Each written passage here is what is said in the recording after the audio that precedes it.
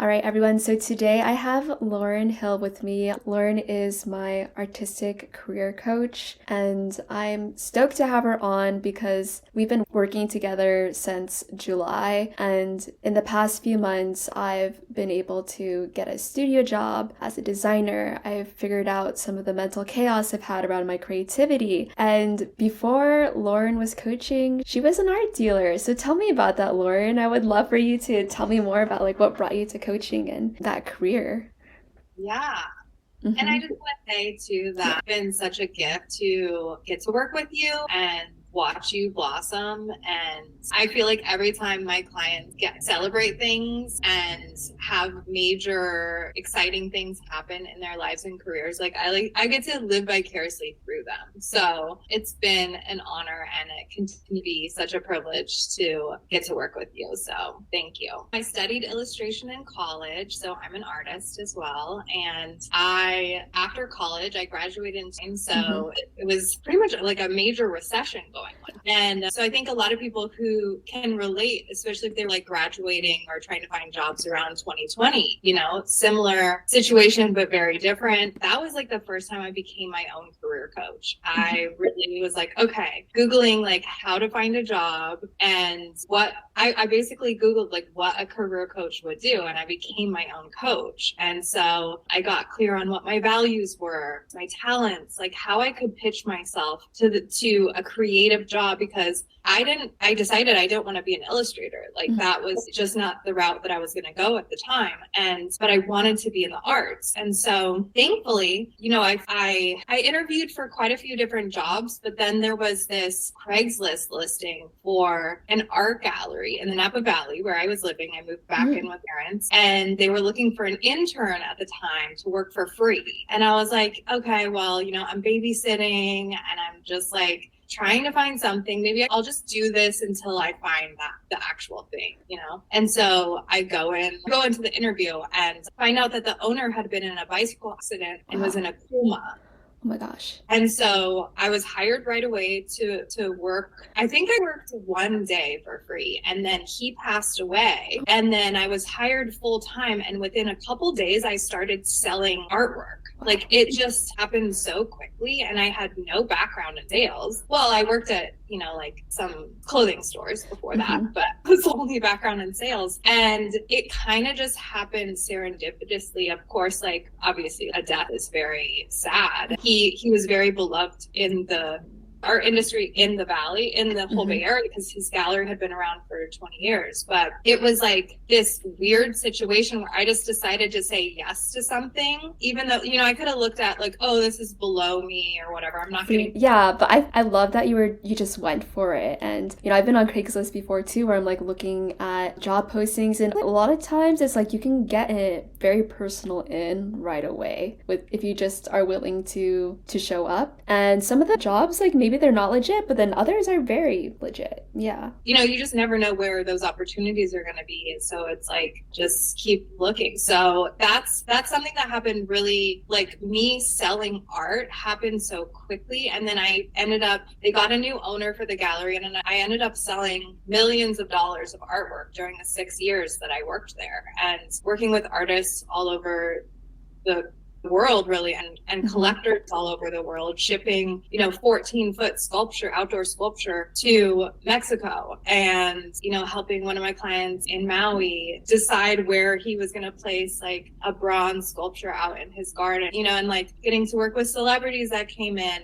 Whoopi Goldberg helped me. I love this. She sold a $12,000 sculpture for me, basically, because it helped me close that sale, because she came in and I was working with this client, and they were all like so excited that Whoopi Goldberg was in there. Yeah, I bet. Like my director she was working with Whoopi, and I was working with this client, and I told them, I was like, because they were already kind of on the fence about it. And then I was like, what a great story to tell people that when they come over and they see these ball and jack sculpture, it was like the game of ball and jacks out in the garden, like you can be like, yeah, this is the day that Whoopi Goldberg came woman, and I got to meet her, and like what a great tell people, and then that like sold them right away. So I love it. Yeah, sometimes sales is storytelling and connection, and then that really does it for people. So I have to ask, so it sounds like you sold sculpture, paintings. Do you have any stories about the artists that you worked with, maybe some of the other clients that came in? Because I know nothing about the gallery world, but what I am learning is that there are some galleries tucked away from cities in the US, and that's the case with yours too, is in Napa. But there are a lot of people who buy art in smaller towns. Yeah. And because it's a vacation town or city, whatever you want to call it, it's wine country. So people are traveling there from all over the world. And so it's a great place. You're on vacation, you're looking for art. A lot of people have time to look for art then. And that's actually so I worked for Taschen Publishing, the art book publisher, after the gallery. And that's how I had the connection with Taschen, is because I was the top salesperson for this Annie Leibovitz book it was, at the time, it came out for $2,500. It was a limited edition art book that came with band. It's called a sumo book. So it's very large. It's like the largest book in the world, basically. Next with a stand, it's signed by Annie. It's a limited edition. And they were $2,500 when they first came out. They're like $8,000 now. This gallery I worked for, other than Taschen, we were the largest wholesaler that sold these books for them. Like, we sold more than any other place in the world. So it just goes to show you like what kind of clientele are coming in, and like the reach that we had at that gallery, at this small little gallery. I mean, there was 3 galleries up and down the valley. So it's like these rooms. But going back to, and we can talk about Taschen too. Definitely art books, art publishing. That's something to think about, because now that I'm graphic designing, I love print, and I wish more people ask for print projects. And realistically, the only people who do are usually artists or designers, like someone who wants to preserve their work for an archival purpose. Yeah. And books are like, they're never going away. People will be like, oh, books, like books are dying or whatever. And I'm like, no, they're not. Like, they're never going away. They're never going away. I love books. I worked at an art library in college, and you can put like a whole artist's life's work in a book and then like do it maybe like 1,000 times by different authors, and there's always going to be like something special to say. So I love art books. Yeah, especially because you're in design too. It's like there's just something so wonderful about seeing things printed, they're just on the computer. Exactly. I love just like throwing my phone somewhere and then going into a corner and looking at a book. Or IRL, looking at art on the walls too. Going back to what you were asking about, like the artists that we worked with. So there's this artist, her name is Kate Salen Friend. I sold probably, I don't know, like $300,000 worth of her art, maybe more, who knows. But she sold these paintings. The main thing she sold was around $2,500. Sometimes bigger, sometimes smaller. But so what dimensions and like what was her subject matter? I'm curious. I actually have one of her paintings in my house too. Oh, great. The like average painting I sold of hers was around like 30 inches by 40 inches. I don't know what they go for now, but it was around like $2,000 to $3,000. And they sold out. It was my easiest thing I could ever sell. And people loved them. And it's so funny, she just signed up for my workshop too, because I'm friends with her as well. Oh yeah, your portfolio workshop this Thursday. I signed up too. I'm excited for it. Yeah. And how cool that, she sold millions of dollars worth of her paintings, and she's signing up for my workshop. Like, she's still learning. She's still out there trying to develop her skills and things. Like, she's not above, learning or connection. That's how, I was talking to my dad about this yesterday. Like realistically, you never stop learning, because your skill set stops growing if you're not learning or trying new skills or trying to reframe your work. And then that is your limiting factor, really. I mean, that's why people work with coaches too. It's like, yeah, you can graduate a certain level, but it's like, what's next? Like, let's go. Let's reach beyond that. So anyway, going back, I feel like I have so many things to say. So I love this too, because actually I'm learning so much about you. So I don't know if the coffee or like just what, but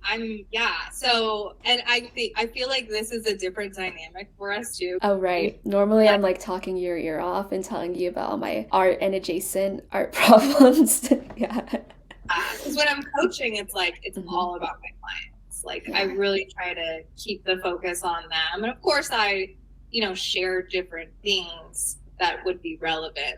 But I remember you saying that you did graduate during a recession, and actually that was like something that really gave me buy-in with you, because I was like, the economy is probably the worst it's been for me in a minute, and I just like needed help like focusing and hunkering down. And so I actually really respect it when like people start their careers during like hard times and find their values. So that's just a little note. Yeah, and it's like, that's just, we could talk about mental traps, right? Like, is one of the traps. You can look for proof of why things aren't going to work for you, or you can look for proof for how things are going to work for you, why they're going to work for you. And that's just a distraction. That's just an excuse. You can focus on the recession is at the worst, like there's not many jobs, or you can choose to believe that there's a job out there for me.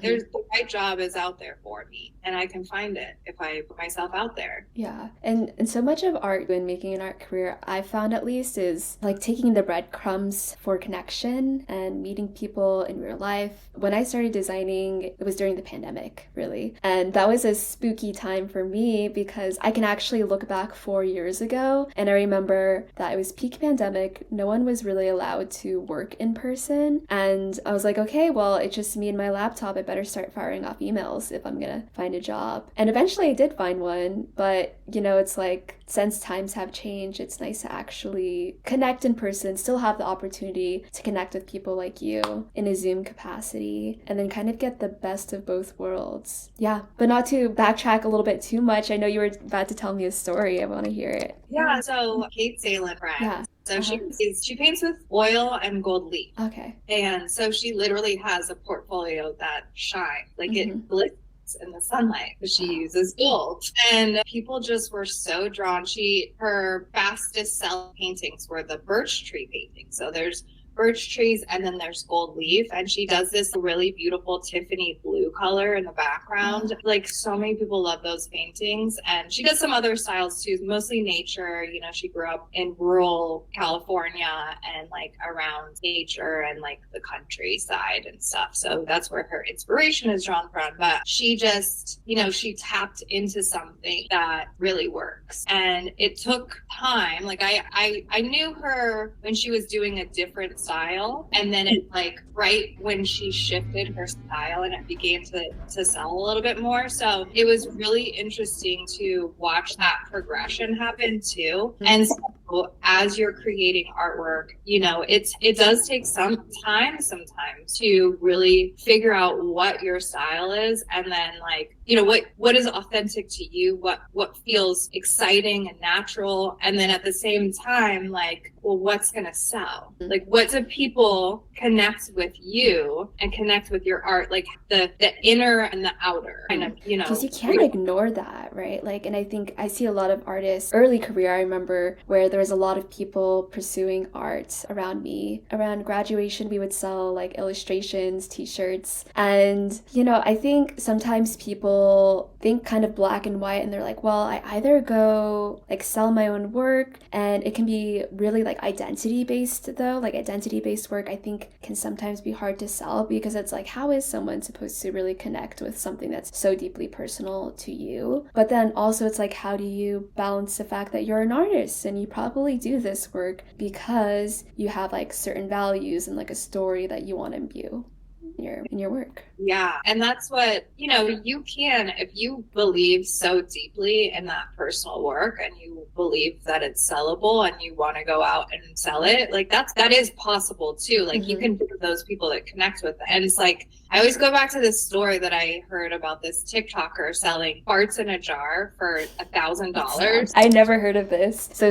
farts in a jar. Yeah. And it's like, okay, this girl can sell farts in a jar for $1,000. Like, you can sell whatever you want to, like, if you believe in something and you figure you can figure out ways to make it, just like believe in it so much, and the value of it and the worthiness of it and the intrigue of it, it's like you can go out and sell it. Yeah, I think you have to really believe it though, and just stand behind it, and that's part of it. Yeah. confidence. Yeah. Yeah. So now, when was the moment you decided to become a career coach for other people? Yeah, so I was working at Toshin. I was a Mm-hmm. wholesale rep for them. So I sold their art books up and down the West Coast. I sold them to places like Nordstrom and Pottery Barn and RH. I sold them to the museums. So I got to go visit, Mm-hmm.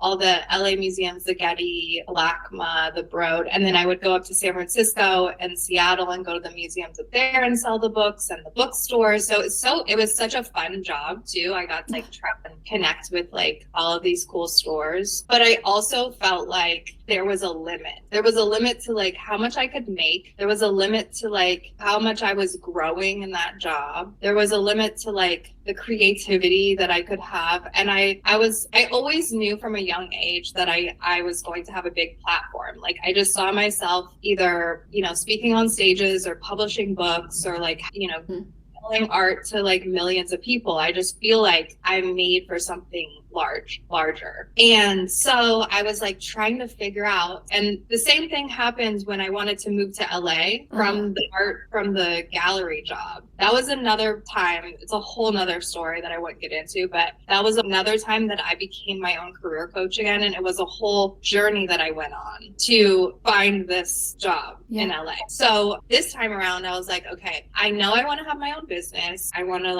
I just didn't know what I wanted to do exactly though. So first I was like, maybe I want to be a travel blogger. And then I was like, oh, maybe I want to be an art agent, like an artist agent. So I was like dabbling in a couple of those things. And then I was really into personal development as well. I got sober 10 years ago. And so health and wellness and like personal development is very inspiring and something I'm passionate about. So I was like, oh, maybe I want to do health coaching, help people health. And so that's actually how I got into coaching is I did a health coaching certification through Institute of Integrative Nutrition. And I started coaching people for free. And then through that, people started coming to me for their life purpose and like of the career side of things. And I was like, oh, wait, actually, like my gift is I have this whole background in art and like these really interesting careers that I've created for myself. And I know I've always been about my life's purpose and like getting closer to that with every step that I take. Maybe I can help people with that. And then that's how it kind of transformed into career coaching creatives. Wow, I love that. Yeah, it's very purpose and mission driven. And so you didn't think you were going to coach artists at first. The artist agent idea was like the closest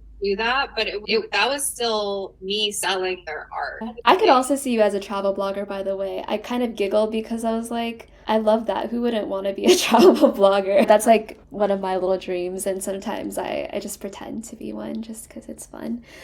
Yeah.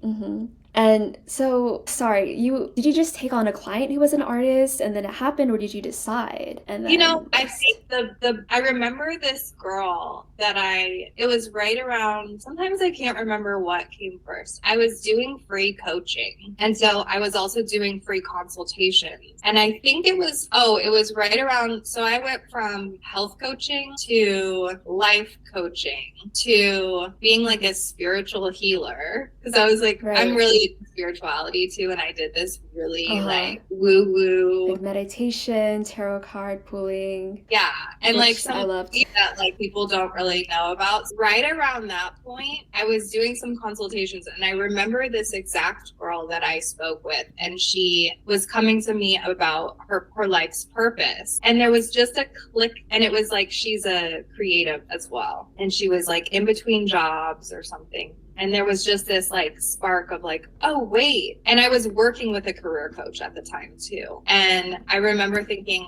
well, I don't want to copy my coach. Like she's a career coach. Then I'm just like her. And then I talked to her about it and she's like, no, Lauren, like you're such a different coach anyway, because you're coaching for creatives. Like that's such a need that, artists and creative people, it's so needed out there. Like that's so perfect for you. you, you know? And that was when I shifted and started selling my career coaching for creatives package. Yeah, yeah. Huh. Well, I'm glad you switched because that means I got to work with you. I feel like everything always plays out in somewhat of a divine timing, or maybe it's kismet, maybe it's a little bit of both. Yeah, actually, you know, too, while we're on this topic, is, you know, I'm curious as well, during our time together so far, like, what do you feel like has been your biggest transformation?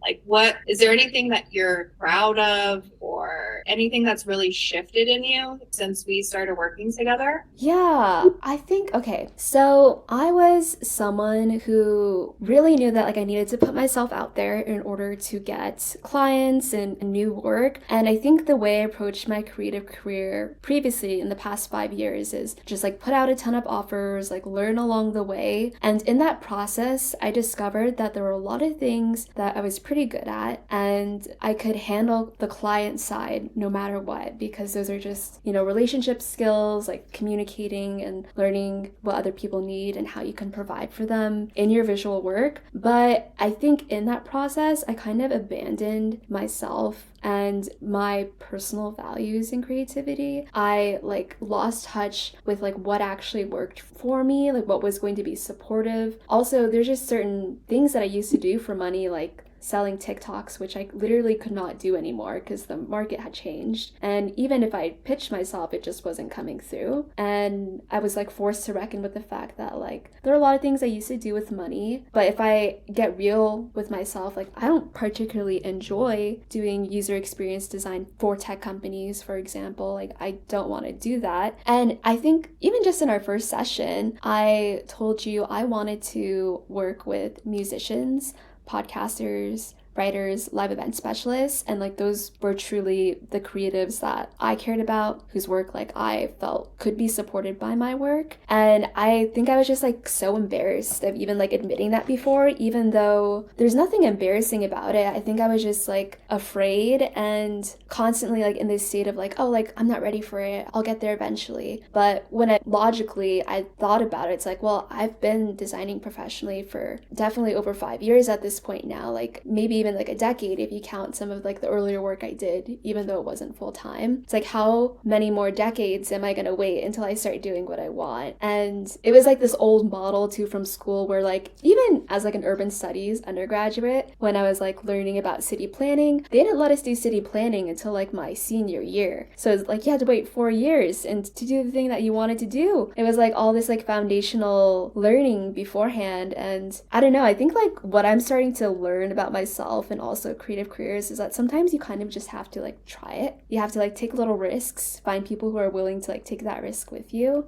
So I guess to answer your question, like I have a little bit more faith in myself now to take some of those risks forward because I got like so scared and like comfortable making money and a career in a path that worked for me monetarily, but like literally no other ways. Like spiritually, in my self-fulfillment category, I was like burnt out. I could not do it anymore. Yeah. Yeah. And you know, that spiritual piece, it's like even if you don't believe in God or you feel like, you know, you're not a spiritual person, you can still understand that spiritual piece in different terms. Like if you know, there's something magical about nature, right? The seasons, and that when you stare off at a tree and you witness the wind blow the leaves around, like even as I'm saying that, I feel magic. You know, when you think about a sunset at the beach and like all the beauty of like the clouds, pink sun, you know, like the different vibrations of color peeking through, you know, there's something magical about that, whether it's spiritual, whether it's, you know, science, nature, creating this magic, it's a feeling. And like when you tap into that feeling more often,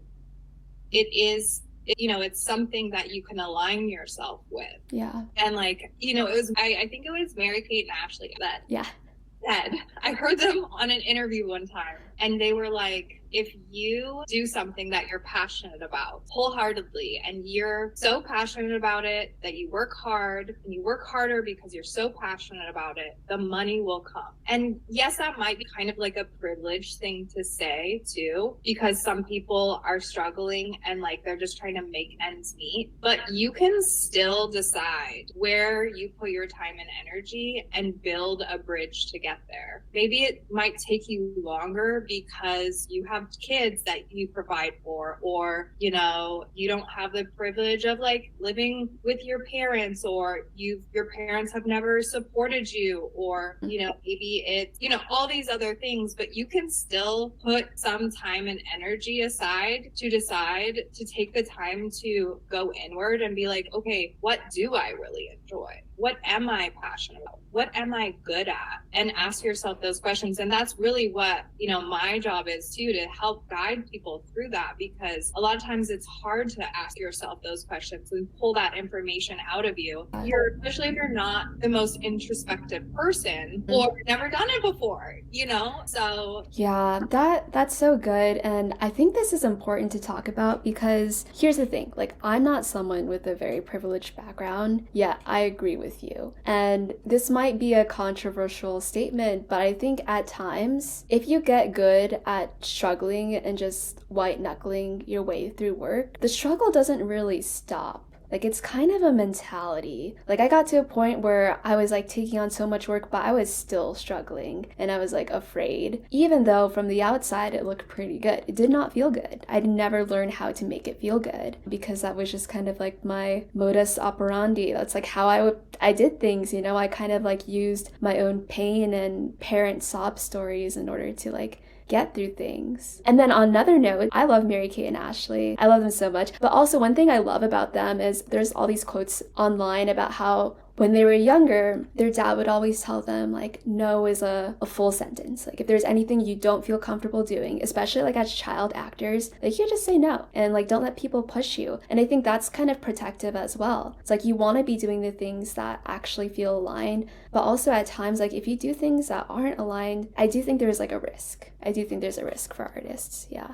And I loved that you hit on that struggle mentality, like, because it's energetic. It's like, it's so hard to get out of that sometimes, that victim mentality, when it feels so real. And it is real, like pain, difficulties, they are real and they are and they create wounds too that sometimes just end up building up so much fear, so much resentment, so much self-doubt, and we can stay stuck in that that victim mentality, that woe is me and struggle. And me having like being an addict and having alcoholism, like I was fully in this destructive struggle that I did not know how to get out of, and it was so painful. And like I was like, what is wrong with me? Like, why can't I control my drinking? Like, why do I keep fucking shit up? Like, why do I put myself in these dangerous situations? And I could have very easily stayed in that stuck cycle and just been like continuing to drink through all the negativity that I had been creating, like these dangerous situations and the trauma and the this and the that. But then for some reason I woke up and I realized like, oh, I need help. I can't do this alone. Like, why am I trying to do this alone? And I had to like humble myself to be like, okay, how can I get help? I need to reach out for help. And it was very scary. It's like a very, and I think that happens with people in their careers too, and like hiring a coach, any type of support, right? Whether it's a life coach or, a weight coach or people, I think they think that they should be able to do it on their own. And I don't know what it is. Maybe it's like that messaging where it's like, oh, you should just be able to do this by yourself. But I think that's such a pervasive misconception. It's like no one does anything alone, actually. Yeah,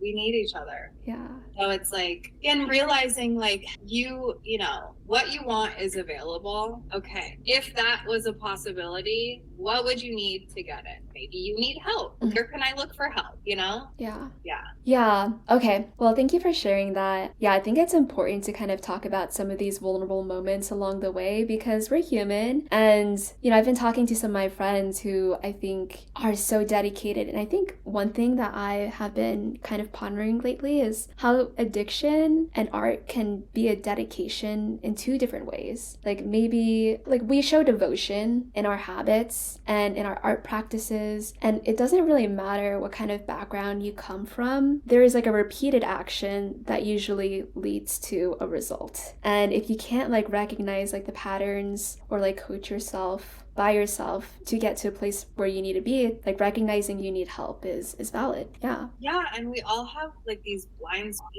we can't really see sometimes. It takes an objective viewer to see and to help us comprehend. And so that's what, recovery, like 12-step programs, things like that, like that's why it's so helpful for addicts. And there's many different programs out there, like Debtors Anonymous, there's Anxiety Anonymous, there's Overeaters Anonymous. I mean, like that's so there's so much free help out there for those sort of things as well. And then coaching, when you're making an investment and a monetary transaction, you're also holding yourself to like there's something in that as well. You're like, okay, well, I just paid this dollar amount, so now I better work for it. It's an investment. You want it to pay off. Absolutely. No, I think like it's personal buy-in. There's like something psychological about it. And it's definitely better than like calendar notification that maybe you ignore all the time, like me, I'm calling myself out at times. Switching gears a little bit. So I know that this Thursday you have a portfolio workshop, and for those of us who can't attend, I will be attending, but by the time this podcast comes out, it'll be over already. So could you give us a little bit of a teaser for that workshop? I'll probably be running the workshop in the next, probably sometime in November or December. So if it comes out by feel free to reach out to me on social media and ask me about it, or send me an email. And what is your social media, by the way? It's curated splash. It's like curating art, and then splash like jumping into a pool and making a splash. Yes. So curated splash, and that's what my website is too, curated.com, and you can email me or send me a message if you want to sign up for the next round of the workshop. But it's 6 simple steps to building a portfolio that shines. And through this, we'll be actually exploring like the mental traps that people fall into when they are trying to create artwork. Not only like, what happens is like the overconsumption where you're like on this consumption mode of like, oh, I need to like learn all the time and find inspiration. And then that stops you from actually getting started. So if you're the type of person who wants to make art, but like you're not even making art yet because then the workshop would be for you. Or if you're the type of person who's making art, but it's just not consistent, right? Like, so maybe you have too many ideas, you get all of these ideas and you start working on something, but then you have that like shiny carrot syndrome where you get distracted and you're like, oh, but maybe I should be working on this instead. And then you don't finish the project, or you've overwhelmed and self-doubt come up and you're like, I just don't know if this is good enough. So then you distract yourself with online shopping or, going out and buying a million supplies because you're like, maybe I need more supplies. So if like, and just, I want to like normalize all of these things too. This is very often, I see these things in myself. Like I am not immune to these things. And I see this with my clients as well. So it's like figuring out, I'm not only going to tell you and share like what a portfolio that shines is, so you can attract dream customers and clients and create raving fans and sell your work. But I'm also going to shine a light on like what gets in the way of you actually showing up consistently and building that portfolio. So it's going to be like such an incredible workshop and so much value. I think it'll be a lot of fun. I'm excited you're going to be there too. We've done this work personally, one-on-one, like, and so you've kind of seen it in like, you've experienced some of the tools I'll be teaching and already been working on your portfolio as we speak, pretty much. Yeah, definitely. And oh my gosh, the portfolio is a never-ending project. And yeah, healing my relationship with my portfolio as we speak. So yeah, it'll be great just to kind of like take some notes, hear your tips, and I am reframing my work a little bit. And recently I've also been taking out text-only ads on I Love Creatives. I wanted to tell you about this because I just wrote some like silly one-liners that will be up this week, and we'll see how those do because this is me shooting my shot, you know? Just like trying to figure out along the way. Yeah. Oh yeah. Yeah. You gotta shoot your shot over and over and over. It never stops. And you have to find ways that feel fun and good to you. And yeah, like whatever works. It's supposed to be fun. Yeah. Okay. So last 10 minutes I have with you, I would love to ask you about your art. And, you know, if you want to talk about the paintings you're working on, I love your art style. So I would love to hear from you. Describe your work.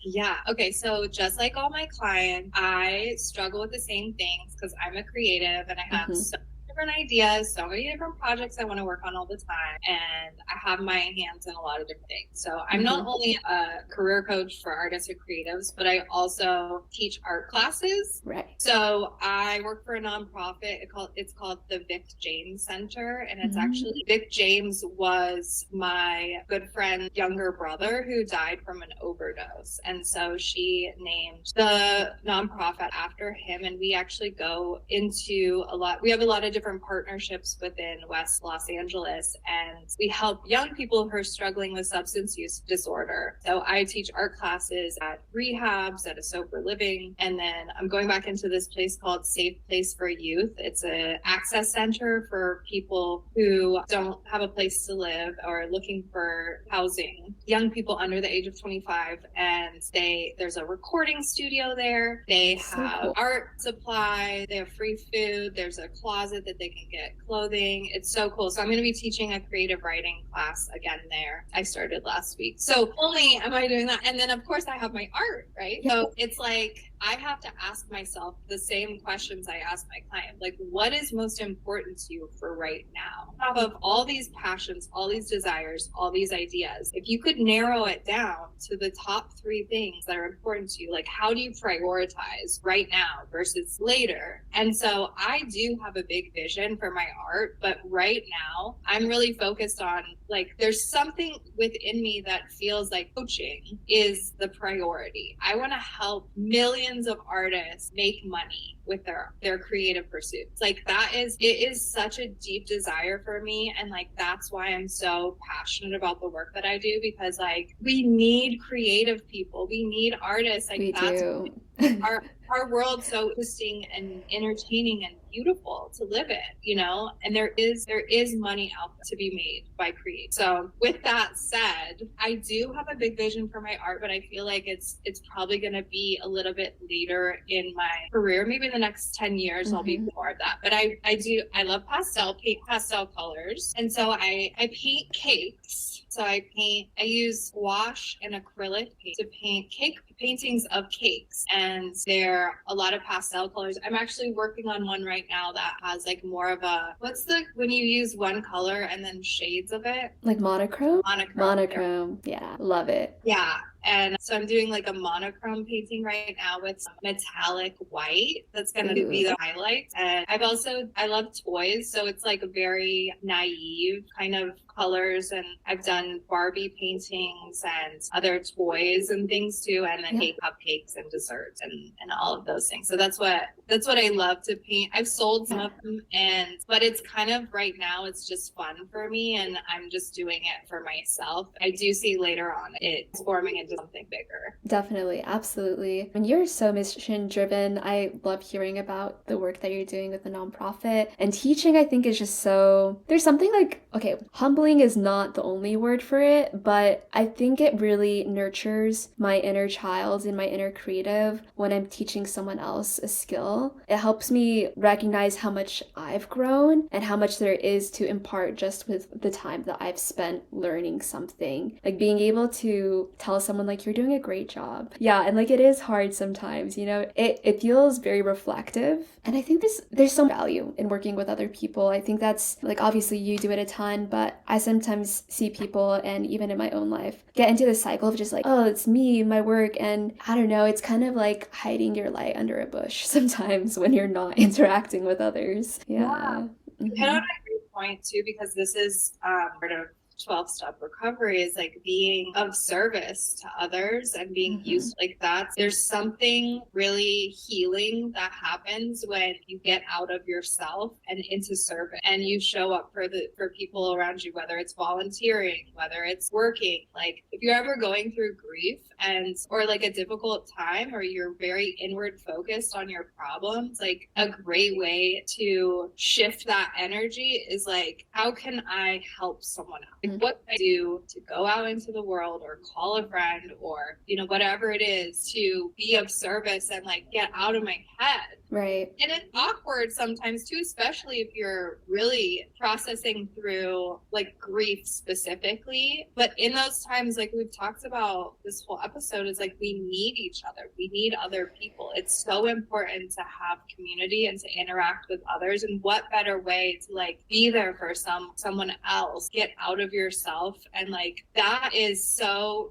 it's like there's something magical that happens in that too, when you're like, oh my gosh, like I just helped them so much, like look at what I've done. Yeah. It just shifts the energy. I love it. Amazing. Well, Lauren, thank you so much. Is there anything else you want to touch on before we end the podcast today? Not really, but I'm so grateful, like I said earlier too, to get to, work with you. I'm great to have you. You're such an inspiration. You're so talented. You're so hardworking. And, I'm excited to see what else is possible for you. You can't see it right now, but I'm smiling really big. You can see it, but the audience can't. So yeah. All right. Yeah. Thank you so much. I'm going to end our recording here. Lauren, thank you for being on the podcast. And for anyone who wants to connect with Lauren, I'll put her info in the show notes. Yeah. And thank you for joining us on the pool party.